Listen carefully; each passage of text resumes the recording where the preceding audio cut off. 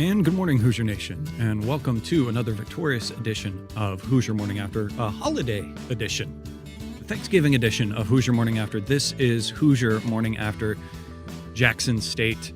Your Indiana Hoosiers go on to win last night 70-35 in a game that had a few ups and downs.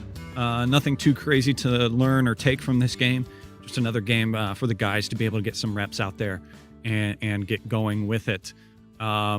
Exciting to see them, get to see them in action and everything like that. Special shout out, I have to say, not sponsored, YouTube TV. Thank goodness it's great to live in the age that we do. I was driving down to be with family in Florida and was able to watch the game in the car on the way. Shout out to my wife for taking the second leg of the drive so I could watch the game as we came on down. As you can see, different background. I'm sitting outside right now. My Indiana viewers, it's not as warm as I make it look. I'm in a sweatshirt. It is still pretty chilly. So don't get too jealous of that. But you can hear the fountain behind me and everything like that. So a relaxing edition of Hoosier Morning After, therapeutic edition. So last night, guys, pretty good game to get from. A lot of different takes from it. I think my top take from this game is to see how valuable Xavier Johnson is for this team. What he can do for this team when he stays out of foul trouble.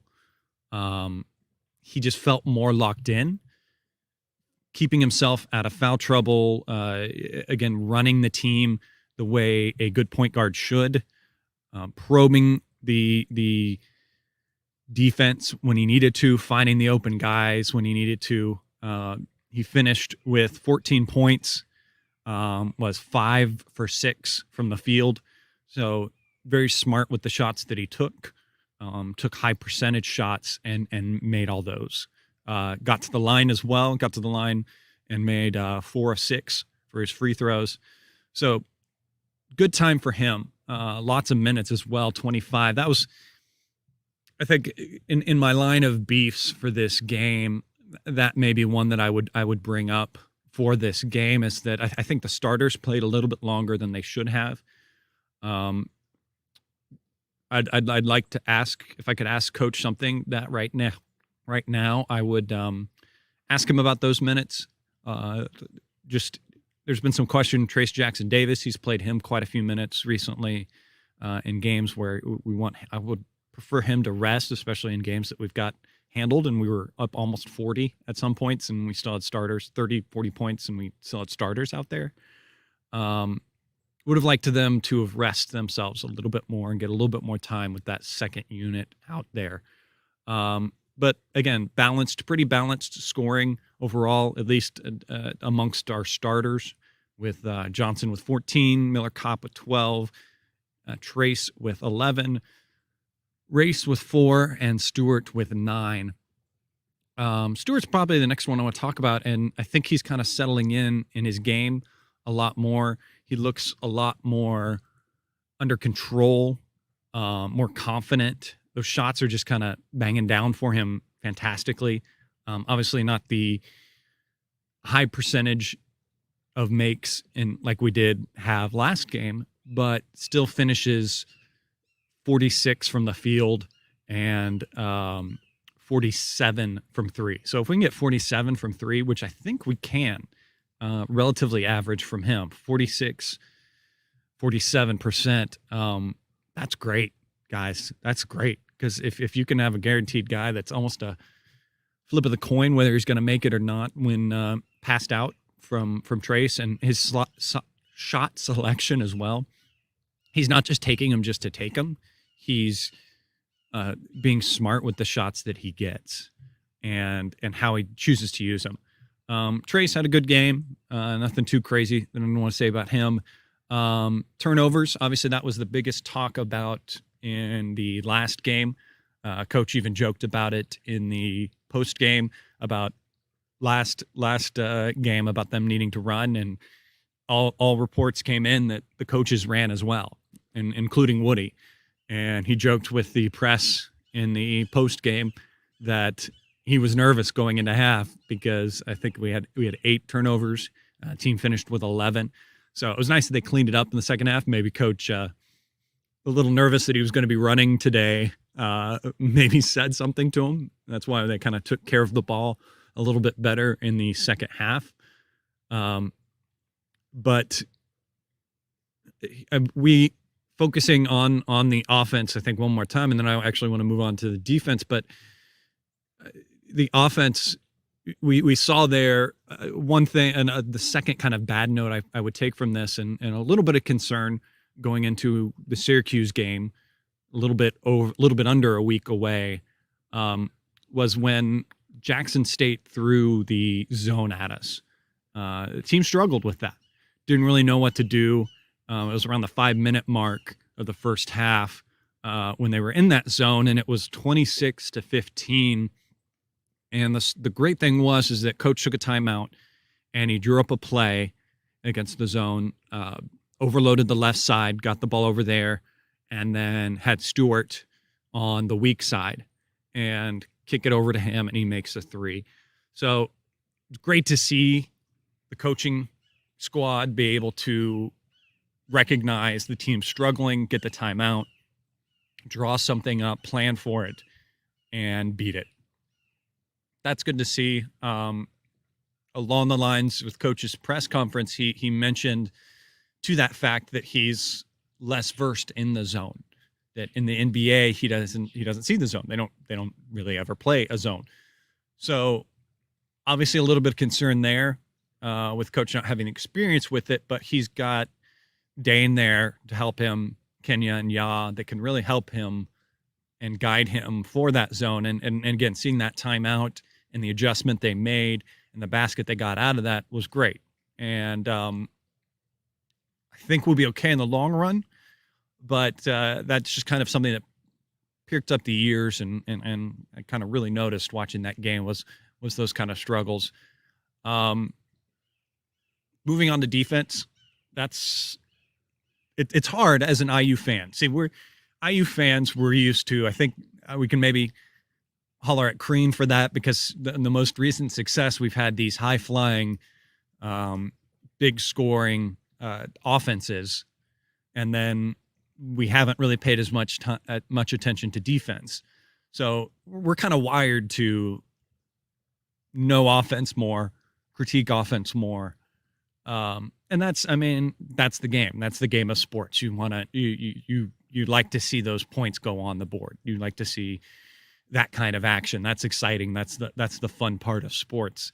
Defense and stops, unless you're going to really dive deep into it and you're a well-versed fan, you're not going to see that as much, especially when it's possessions that there may not be a flashy steal or a flashy block or something like that. If it's just a good defensive stand where guys are keeping their feet active and making it hard and the opponent is just dribbling and passing on the top of the key and stuff, that looks boring.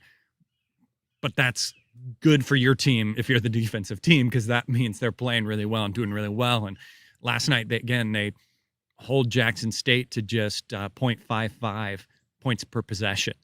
And currently sitting right now on Ken Palm, we're 9th in adjusted defense. So this defense is going to win us a lot of games this year, guys. And it's going to be very exciting to see some of these teams that you're seeing in the Big Ten that are very offensive teams and are scoring really big against lesser competition. What we're going to cause some troubles for them. We're going to knock them off their rhythm. That's frustrating. That's suffocating. I mean, just look to IU last year when we struggled with offense, when we looked like we were just passing it out on the key. How frustrating were those games? And you could see that on the players, and that was a big contributor to the confidence, the lack of confidence, the killer in the confidence for the team last year. And guys just got frustrated and throwing up bad shots, and it snowballed last year on us. We get to do that to other people this year, guys. That's going to be great. That's going to be fantastic. I'm excited to see that going forward. Along those lines, defensively, I hate to say it if I'm going to curse it by saying this, but 2 games left with Marshall and Merrimack in a couple weeks with the lesser opponents, easier games of the not preseason but non-conference schedule that we have left, and we're so close to escaping the dreaded IU basketball curse of a lesser opponent coming in and getting hot and shooting on us and everything. So that's a good relief. That's exciting to look forward to moving forward. Another person I want to speak on of the game is Michael Durr. He kind of struggled in the game to get his own shot, to find his own shot, going 0 for 3 from the field. But he made all of his free throws and just stayed locked in the game. When you're missing your own shots, when you're not able to see them fall, when they get close but they don't quite go in, it's tough as a player and you can get down on yourself. But he stayed locked into the game, had some great defensive possessions, especially in a team that was a little bit smaller. They're not as big, so he was on a little bit more mobile guys than he's going to have to deal with a lot in the Big Ten. And he did a good job. The amazing stat that when I was looking through the stats this morning before I went up, I wanted to see, obviously, see what the turnovers were, but then also look to see what our assists look like. And assists look good. And the amazing thing, why I'm saying this along the lines when I'm talking about Michael Durr, he finished with the most assists on the team at 4. So it's great to see your big guys getting those assists because that means their judgment is right. They're not forcing shots in when they're not there. That also means that teammates are in the right positions for him to pass to. Key among those, I think that the best assist that we saw through that was a great double started to come over on him. And before that, actually leading into that, Jordan Geronimo kind of cleared out of the lane to give him some space. Ball goes to Durr. And then immediately, while all of Jackson State is paying attention to the ball, Jordan sees that and heads to the basket and gets pass and a dunk, open dunk.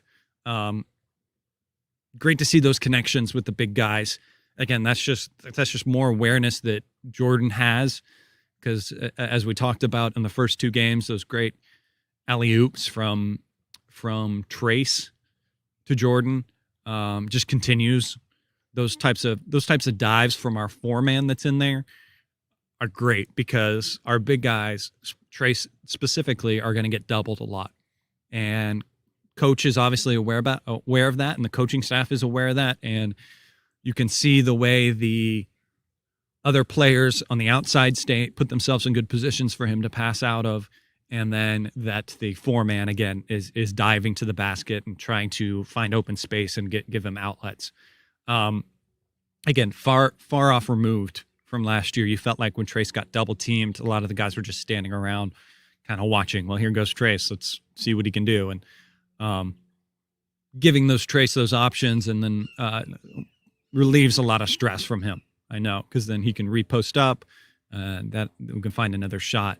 So good to see those things moving forward. Again, along the lines with that playing time, lacking to see the starters in a little bit longer than we wanted to. I was hoping to see Lander and Tamar get a lot more play time than they did. Tamar ended up with pretty good play time with 23, only with 6 points, 2 for 3 from field, 2 for 2 on his free throws. That is good to see.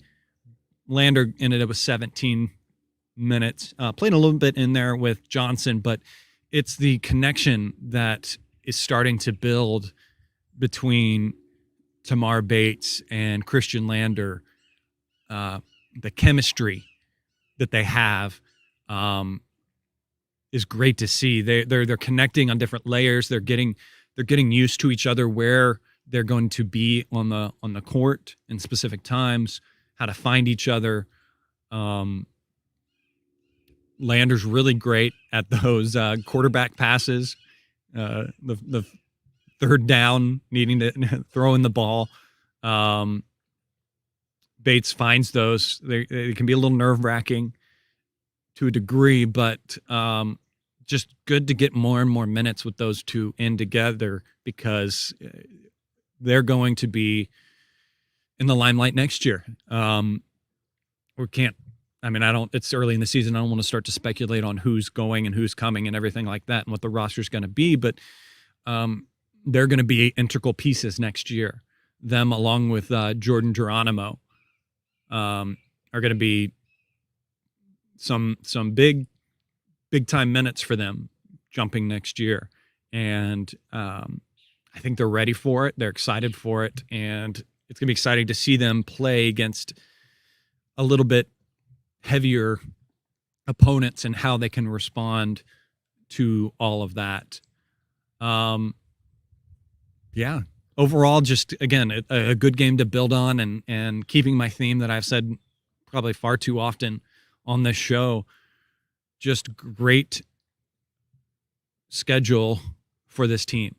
Again, you might complain that they haven't really played anyone big, and yes, I'd love to see them against some major talent, but this is something that is just going to help this team moving forward, and really building their confidence, building their chemistry, and getting things to it. So, there's not a lot you take from a game like this, so I'm going to leave it at that, guys. This is going to be it for the show today.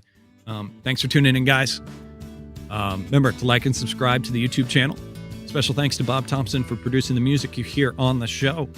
We'll be back with you on Sunday morning after the Marshall game. I'm also going to be able to be on Assembly Call, so check me out on Assembly Call that night. I'm going to do the post-game show with those guys as well.